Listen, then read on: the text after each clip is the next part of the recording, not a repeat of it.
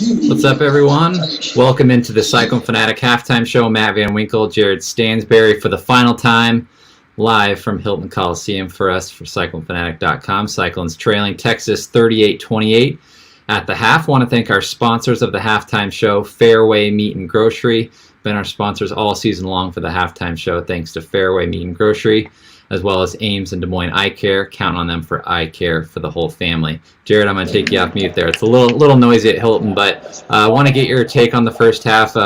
We were talking there before we came on here. This is kind of a game of pretty ugly game for both teams, really. The score is a little bit closer than it seems, but Iowa State got up to an 8-0 deficit early in that game, and then went on a 13-3 run to really tighten things up, and then Texas proceeds to go on a 17-0 run. Again, kind of tighten things up right before the half, but give us your thoughts there as we're at halftime. I don't know, man. That half set basketball back a long ways. Yep. I think anybody who watched Baylor and West Virginia this afternoon, fantastic basketball game. One that, like, if you want someone to become a fan of basketball, you show them Baylor, West Virginia. Don't show them this one. The two teams combined for 26 turnovers. Man, I mean, I don't know what to say. I think Iowa State clearly misses their point guard, but like I don't know what Texas's excuse is for turning it over 12 times in the first half. Just an awful half of basketball, I think is what the general thought can be coming out of it. And I mean, I guess it's kind of a win for Iowa State to only be down by 10 for sure going into the second half. For sure. You mentioned Bolton, obviously out for this game. Has been a key piece of their team. It looked early on like this might just be a complete blowout game. Again, give props to this team for fighting back and getting it within 10. We've seen it a lot this year, man. This team just digs themselves into these holes, and it's so hard to climb back out. But they keep hanging in there with these top 25 teams. And I don't know. I mean, it's hard to explain at this point. We've seen it so much this season, but man, it's tough to be without Bolton. I feel like you may be a little bit closer in this game with him, but man, I don't really know. I mean, the turnovers have been a huge issue, as you mentioned. 14 for the Cyclones in the first half. Got to clean that up in the second, don't you? Yeah. I mean, And that's the only way you get back is you don't give them extra possessions. Right. You can't give them the ball as much as what they've done, and like that's the thing, dude. Like the issue is that for them to be within 10, it took Texas turning it over 12 times too. So it's like if you're gonna look at it and be like, which one of these teams is more likely to maintain what they're doing right now? I would imagine it's probably got to be Iowa State. I mean, we know that Texas is a quality team, and like I know they've been kind of up and down this season, but I just find it hard to believe that they're going to come out and turn the ball over 12 times again in the second half. So I don't know, like maybe you can make a little bit of a run. You probably better do it early if you're going to, but it'll be interesting. It's just actually interesting might not be the right word, I guess, after what that half was, but it will certainly be something, I think is can be said.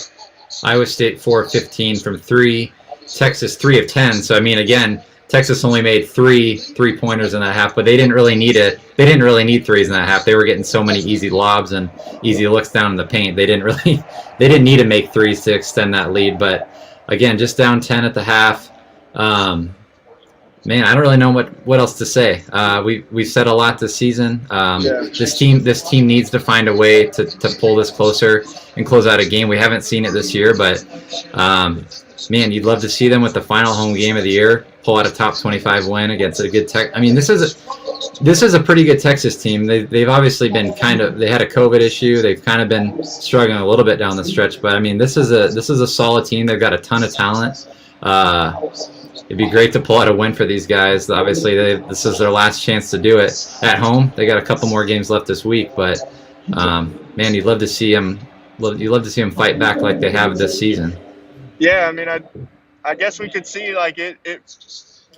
They could make a run. Like I don't know, they've done things this season that I didn't expect them to. But like I said, man, like Texas has just controlled the pace so well during this entire game that like it would be pretty drastic for Iowa State to turn anything around. I think it would take a pretty Herculean effort by somebody. So I think they can probably shoot the ball better than what they did in the first half. But I mean, you got to do a better job of You got to do a better job of taking care of the ball. And Yeah. I imagine that Texas is going to really continue to try and ramp up the pressure and keep the pressure on some inexperienced guys playing the point guard. And I guess we'll see. I don't know. I don't feel too confident that they'll be able to claw back into it. But well, man, it was what was it down in Austin earlier this year? That was a tight game. I mean, they were down to the final couple minutes in that game and let it slip away. So they can compete with these guys. We've seen a lot of improvement from them this year, leading up to this point. So, man, again, without Bolton, it's going to be tough. But again, just down 10 at the half, so anything can happen, right? The Big 12 is a weird league. Right, man. Anything can happen. I guess we'll see. Like I said, it'll be something. Either way, it'll be. I'm sure it'll be something interesting. For sure. Yeah.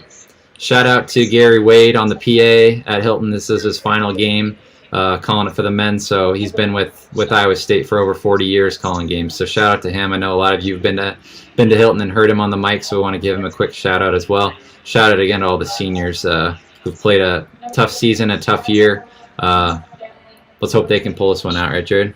Right, for sure, man. We got to get Brent Bloom on the PA for. There you go. Moving forward, I don't know if he would ever want to do that, but that'd be fun. That would be fun. All right, man. You're gonna have a reaction after this game. You'll have a full write-up, I'm guessing, from Hilton. Yep, I will. Sounds good. All right. I'm Matt Van Winkle, Jared Stansbury. I want to thank our sponsors one more time: Fareway Meat and Grocery and Ames and Des Moines Eye Care. Thanks everyone for watching, and enjoy the second half.